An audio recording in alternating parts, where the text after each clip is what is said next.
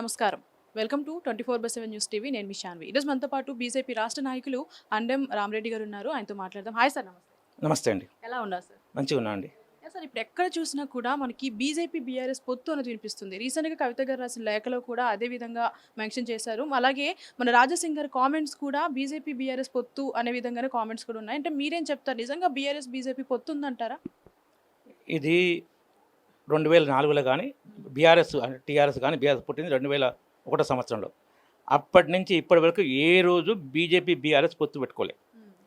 Congress BRS కలిసి పోటీ చేసినాయి. ఇక్కడ రాష్ట్ర ప్రభుత్వం సమైక్య ఏపీలో కలిసి గవర్నమెంట్లో పనిచేసినాయి. అక్కడ యూపీఏ గవర్నమెంట్లో టీఆర్ఎస్ కాంగ్రెస్ కలిసి పనిచేసినాయి. కొట్లాడితాయి, కలిసి ఉంటాయి. అవి ఏనాడు బీజేపీ బీఆర్ఎస్తో పొత్తు పెట్టుకోలే. ఇక్కడ ఒక విషయం ఏంటంటే ఒకటి ఉంటుంది ఊళ్ళో చెప్తుంటే, నిజం డోర్ తీసుకొని బయటకు వచ్చే లోపల అబద్ధం 3 చక్కర్లు కొడతారు ఊళ్ళో. అబద్ధం ఏంటంటే ఒకటి ఉండదు, ఇన్ఫినిట్, అనంతమైన అవకాశాలు ఉంటాయి అబద్ధానికి. నిజం ఒకటే ఉంటుంది. నిజమే. నా పేరు అండెం రామరెడ్డి అంటే ఇదే నిజం, ఒకటే పేరు ఉంటుంది. నా పేరు ఇంకోటి చెప్పరాదు, కోట్ల పేర్లు చెప్పొచ్చు నా అబద్ధం. అబద్ధానికి అంతులేని అవకాశం ఉన్నప్పుడు ఆకర్షణీయమైన అబద్ధాన్ని ప్రచారం చేస్తారు.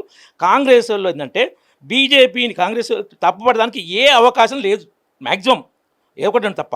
ఇక ఏకైక దుష్ప్రచారం ఏంటంటే బీఆర్ఎస్ కేసీఆర్ మీద భయంకరమైన వ్యతిరేకత ఉంది. రాష్ట్రాన్ని దోచుకొని అప్పుల తెలంగాణ, తాగుబోతుల తెలంగాణ, ఆత్మహత్యల తెలంగాణ చేసి కేసీఆర్ మీద భయంకర వ్యతిరేకతను బీజేపీకి రాకుండా మేము లబ్ధి పొందాలి అనే దుష్ట ఆలోచనతో కాంగ్రెస్ నిరంతరం చేస్తున్న విష ప్రచారం.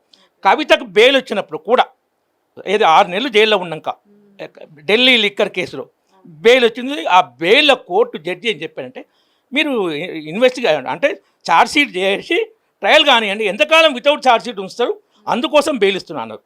బెయిల్ ఇచ్చారు. అప్పుడు వెంటనే రేవంత్ రెడ్డి కానీ కేసీఆర్ కానీ హరీష్ రావు మాటకారులు పచ్చబద్ద మాయల మాటలు మాట్లాడుతారు. ఏమంటే బీజేపీ బీఆర్ఎస్ ఒకటైంది కాబట్టి కవితకు బెయిల్ ఇచ్చిందంట. వెంటనే సుప్రీంకోర్టు చివాట్లు పెట్టింది. అంటే బీజేపీ బీఆర్ఎస్ కలిసి వాళ్ళు నిర్ణయించుకొని మేము బెయిల్ ఇస్తామా అంటే క్షమాపణ చెప్పిండు కొడుకు. మళ్ళీ తెల్లారి నుంచి అవే అబద్ధాలు. సార్ ఏంటంటే బీజేపీని తప్పుపడడానికి ఏ అవకాశాలు చాలా తక్కువ. ప్రపంచ నెంబర్ 1 లీడర్ మోడీ, ప్రపంచ నెంబర్ 1 పార్టీ బీజేపీ. ఏమైనా దాని మీద బురద జల్లాలి. బురదలో పండుకున్న భార్య వచ్చి తోకతోని పండుకొని భార్య కూడా చూస్తుంది. అది కాంగ్రెస్ చేసే కుట్రల్లో ఒక భాగం. రాజాసింగ్ ఏంటంటే, ఇప్పుడు రాజాసింగ్ విషయాల్లో 2 ఉన్నాయి. ఒకటి హిందుత్వ, 2 ఇండిసిప్లిన్, క్రమశిక్షణ రాహిత్యం. హిందుత్వ విషయంలో ముఖ్యంగా గోరక్ష విషయంలో అద్భుతమైన పని చేస్తుండు. ఆ విషయానికి చెప్పడం. కానీ పార్టీ క్రమశిక్షణలో రాజాసింగ్ ఇమ్మడం లేదు. నీకు ఏదైనా పార్టీలో సమస్య, రాజకీయ పార్టీలో తప్పకుండా ఎన్నో సమస్యలు డెఫినెట్గా ఉంటాయి. బీజేపీలో తక్కువ ఉంటాయి, 5 ఉండొచ్చు, కాంగ్రెస్లో 500 ఉండొచ్చు. కానీ సమస్యలు అయితే ఉంటాయి రాజకీయ పార్టీ అన్నప్పుడు. ఇది నాకు నడ్డా గారు చెప్పారు ఒకసారి మిగిలినప్పుడు. రాజకీయ పార్టీలు కొన్ని ఉంటాయని ఉన్నప్పుడు అవి అంతర్గతంగా మాట్లాడుకోవాలి. బయట మాట్లాడినామంటే నీ ఎజెండా వేరే. సో అది రాజాసింగ్ ఒక్కడే మాట్లాడు, తప్పు మాట్లాడు, పార్టీ చెప్పిన వెంటనే ఇట్లా మాట్లాడకూడదని.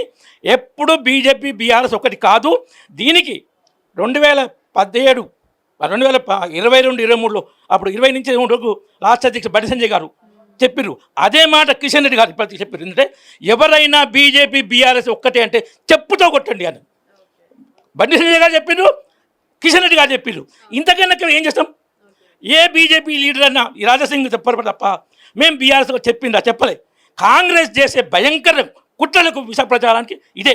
బీజేపీని తప్పు పట్టలేక బురదరుద్దలను బాగా తప్ప ఎన్నడూ బీజేపీ బీఆర్ఎస్ కూడా కాదు. మోడీ గారు కూడా 2022 ఎలక్షన్లో చెప్పి 2020లో కేసీఆర్ వచ్చినప్పుడు ఎన్డీఏలో కలుస్తాం మేము టీఆర్ఎస్ అంటే, మీకు ఎన్డీఏ మేము రానియమని నేను స్పష్టంగా చెప్పినాను. మోడీ గారే చెప్పిండు, ప్రధాని గారు చెప్పారు. ఇంకా ఇంతకన్నా ఇంకా అయినా ఈ దుష్ప్రచారం ఆగదు. ఎందుకంటే ఆ అబద్ధాలు ఆ విధంగా పోషిస్తారు. కాంగ్రెస్ వాళ్ళకు ఆ తప్ప వేరే గత్యంతరం లేదు. వాళ్ళు 6 గ్యారంటీలను 450 పొందబెట్టారు. బీజేపీని బురద చల్లితే మళ్ళీ ఉన్న అవకాశం వస్తుంది. బీజేపీకి మెజార్టీ రాకుండా చాలు. బీఆర్ఎస్ మేము ఒకటే కలిసి ప్రభుత్వం ఏర్పాటు చేస్తామని కాంగ్రెస్ వాళ్ళు నమ్మకం. అందుకే దుష్ప్రచారం. Thank you.